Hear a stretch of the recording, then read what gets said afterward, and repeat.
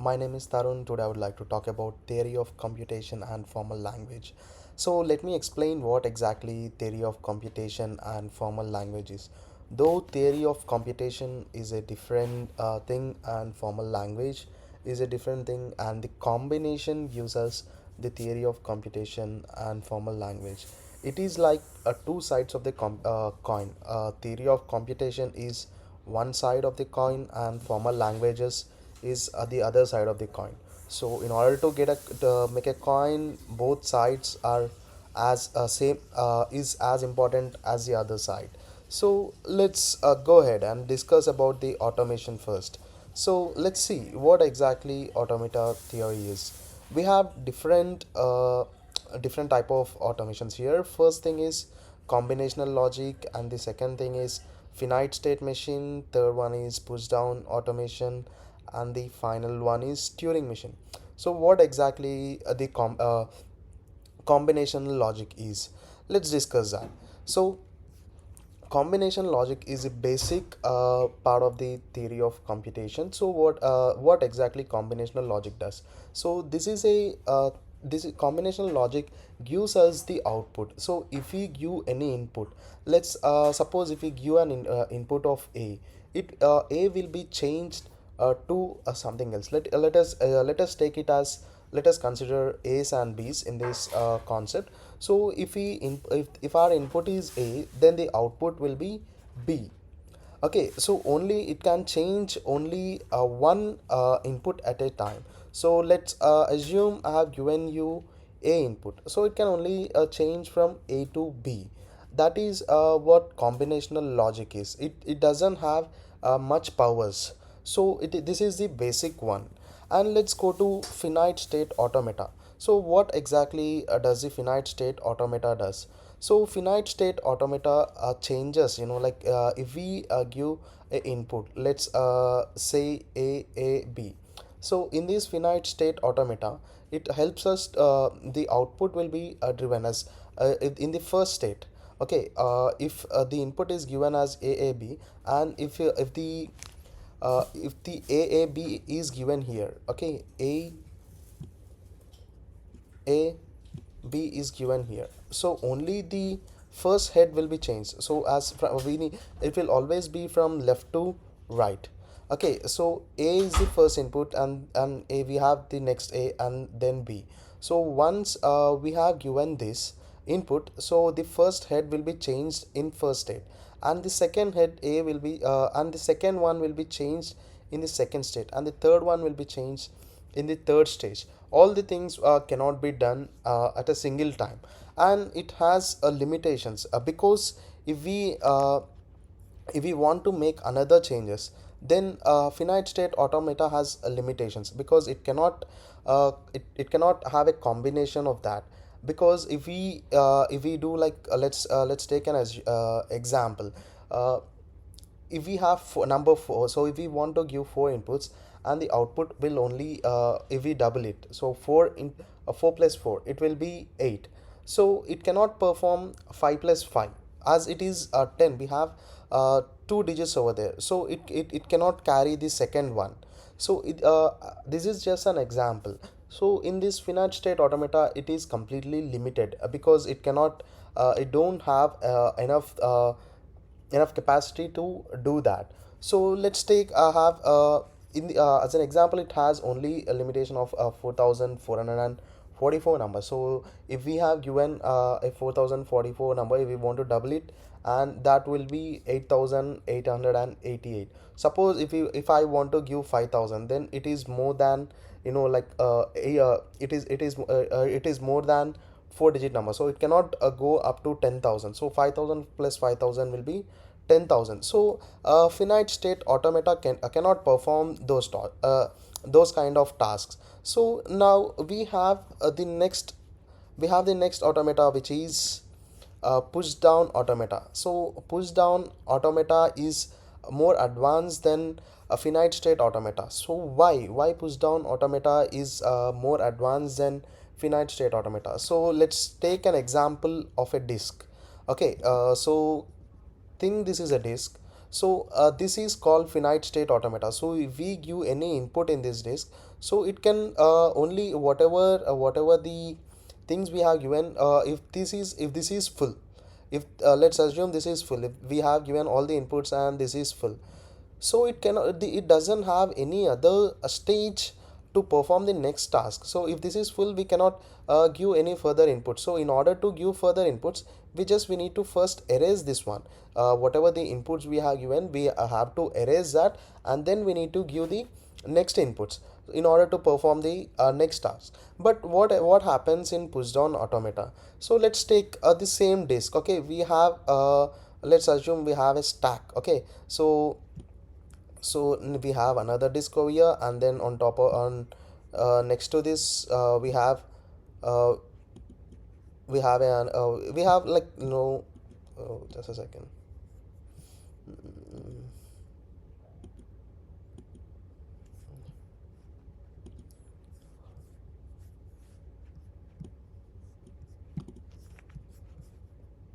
Just give me a second.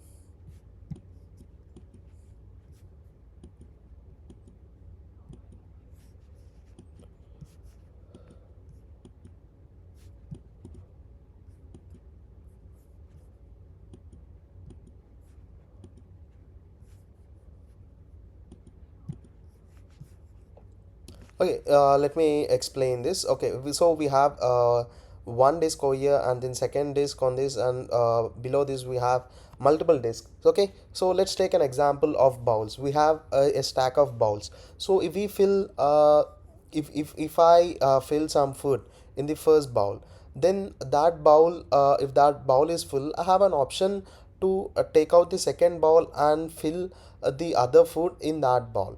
Okay, so push down automata works in the same way. Let's assume I have given 4 plus 4, so which is 8. Okay, so 4 plus 4, 8 will be stored here. Okay, and if I give 5 plus 5, what exactly happened is, the other digit will go to the next stage, next stacks. Okay, as this is a complete stack, so 4 plus 4 will be stored here. So it is, if it is 6 plus 6, it is 12.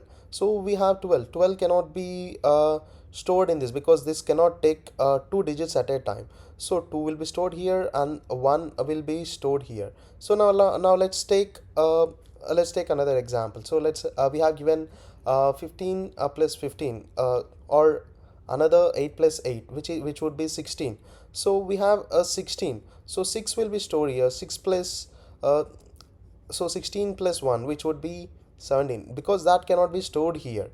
So what will happen is, 1 will be stored here, and the we will take the other stack. So in the same way, we have multiple stacks, we have multiple places to store. So in that the additional output whichever we have, that will be stored in the next level.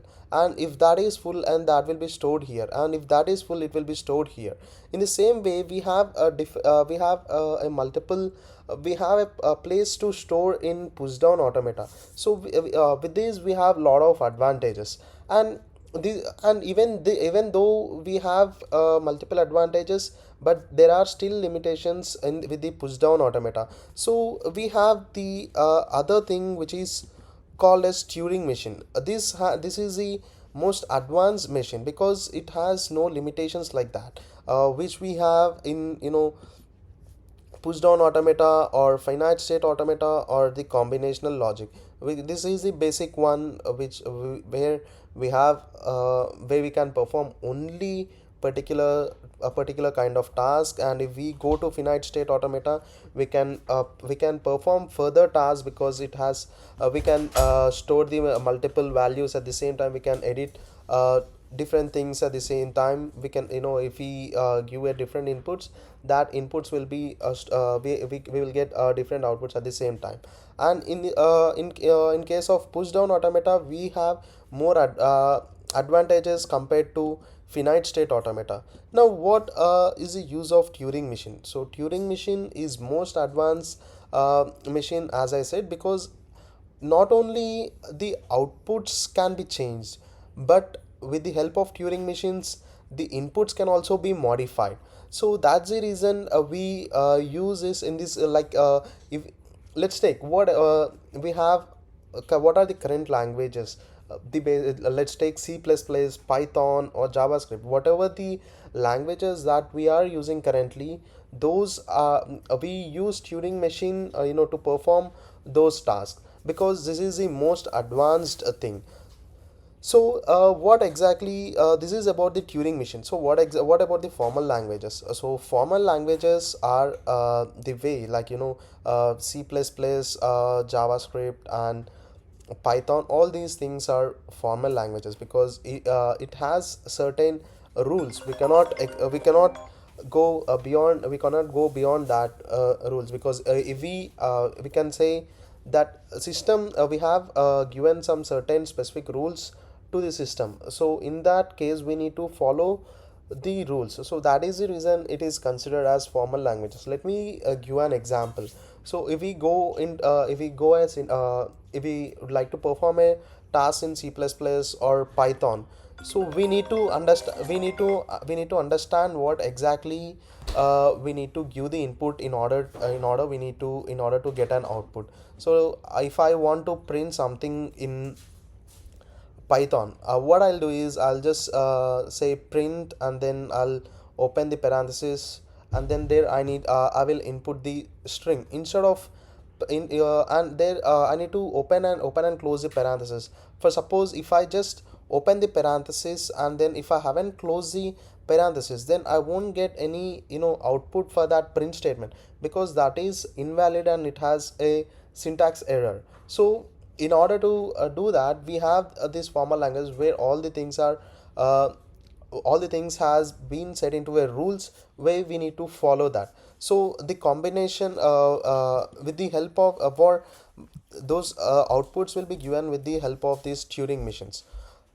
Okay, with the help of this Turing machine. So we have the most advanced thing, that is a Turing machine. Then why do we need a push down automata or finite start automata? That might be another question. But that is even though we have the most advanced thing, but we do need the other automations as well, finite state automata, because if we want to perform a task using Turing machine, so it might be because I can say that 2 into 2 is like 4, so which is a simple thing. But if I want to perform the same task, it might take if I use the Turing machine, it might take, if I want if I want to just I want a 4 output and I can only use 2's with that. So what I can do, I can say 2 into 2 is 4, or I can say 2 plus 2 is 4, which would the output would be easy. The time which is taken to give the output is very less. But in the same way, this is just an example as I'm saying. So I can also say that 2 plus 2 minus 2 plus 2 minus 2 plus 2, and in the same way we can do multiple kind of logics to get an output. So if I want to perform the same simple task using Turing machines, it might be the output might be delayed, or it is complicated as it is a more advancing. So you can save the time by performing the same tasks, the simple tasks using finite state automata. So all the states are same important. Though as Turing machine is most advancing, we cannot ignore the push down automata, or as push down automata is more advanced than finite state automata. We cannot ignore finite state automata. So all these things, uh, all the automata theory has its own advantages. So now let's take the formal languages. As I said, so that's the reason the formal languages and these computations both are included in the same subject, and it is like one side of the we can say one side of the coin is automata theory, and the other side of uh, coin is formal languages. I hope you understood what exactly is theory of computation and formal languages. Thank you.